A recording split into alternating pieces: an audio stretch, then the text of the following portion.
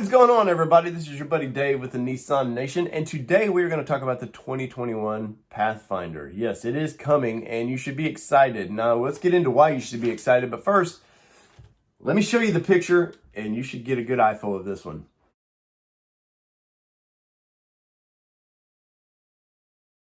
All right, so as you can see, definitely Nissan's sticking with the V-Motion grille and all that, but what you may have noticed was, if you've seen the Patrol, and I'm sure many of you have, whether it be from the EU or Australia, they're going with a new kind of headlight with the daytime running lights. It's kind of this weird C thing they're doing.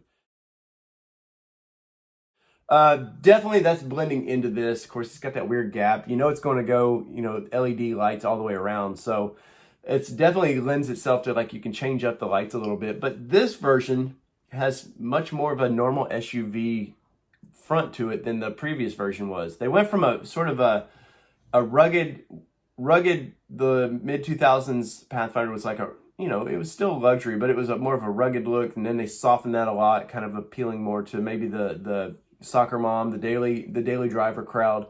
And now I think they've got the best of both worlds. I think they're definitely, you can see traits of the old Pathfinder, because from my understanding, this is still based on the same sub-platform. But it's getting a lot of changes, and some of this is I know for a fact, and some of this is speculation, guys. So take it with a grain of salt, and when it pops out, you'll know more about it. But 9-speed transmission. Everything I know is they're actually going to get rid of the CVT out of this thing. It's going to get an actual transmission, which I like.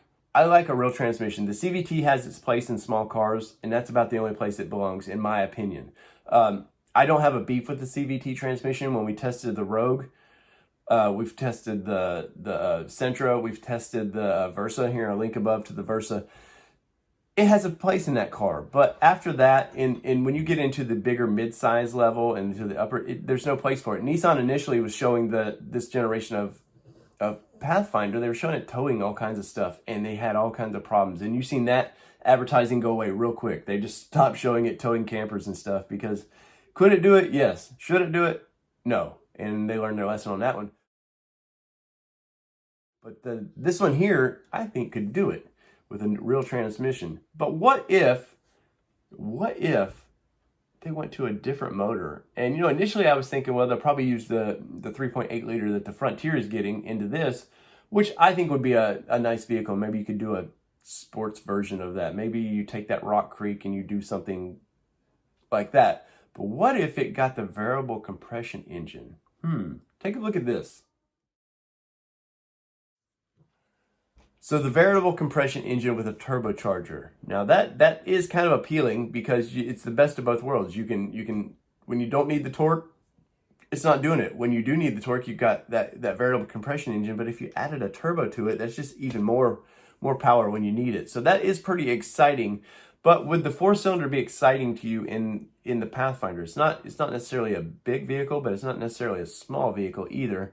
And will it be able to tow? Not that a lot of people are using these style vehicles to tow anything. I don't know if maybe you have a little trailer or something in your trip to Lowe's or Home Depot. Yeah, that's what you would use it for. But I don't think a lot of people are looking to tow their motorhomes with the old Pathfinder. But it needs to be able to tow still. So adding that engine, I'm very interested in how this was going to work with it. Now, once again, this is not from Nissan. This is all information that I was able to obtain. But Nissan has a history with this engine. It's in the Altima already. It's only going to spread within. Nissan likes to do a couple engines and that's it. So this is going to spread throughout all their cars. So let me know what you guys think about that. But let's get back to the style. In very Nissan form now, they're going to go with that two-tone roof. And I actually like you see the orange color in this thing.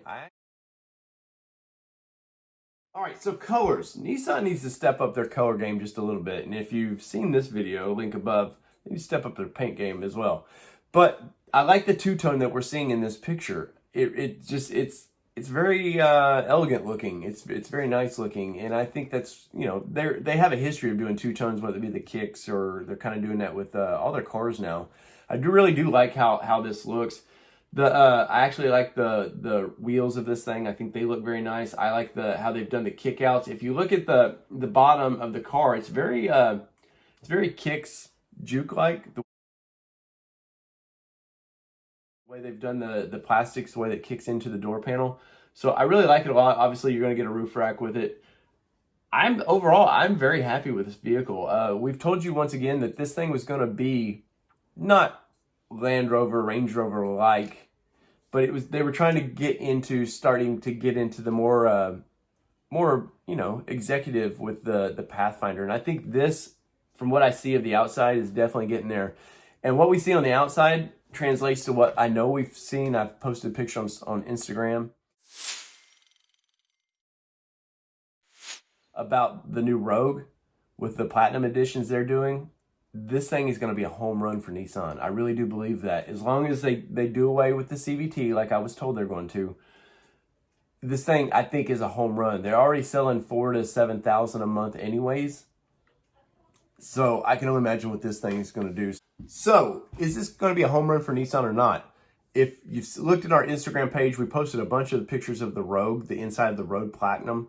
That thing is freaking nice, man. Now, freaking nice costs money, so we know there'll probably be a price increase with this thing. But does this SUV, does it do something for you? Does it excite you versus what maybe the previous one, even though it sold well, the previous Pathfinder didn't do much for me. And we can debate all day long whether they should call this thing a Pathfinder or not, but I like this thing. I like it a lot, and I know Danny does too. Me and Danny's been in a bunch of text messages about this vehicle, and he's all excited about it. I really think they've taken to the next level. This is more of an executive class vehicle, and I'm super pumped about it.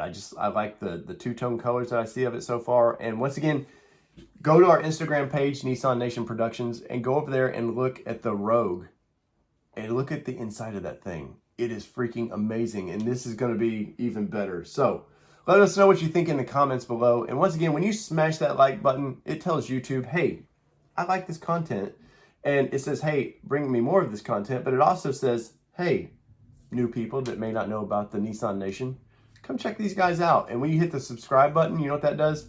It tells Nissan themselves, hey, there's people out there that are reporting on us that love us. You know, we're going to call you out on your BS, and we're going to love you when you do home runs like this thing. So smash the like, hit subscribe, and let's build this thing, guys. So from all things Nissan here in my office to wherever you're watching us around the globe, this has been your Nissan Nation talking about the 2021 Pathfinder. Peace.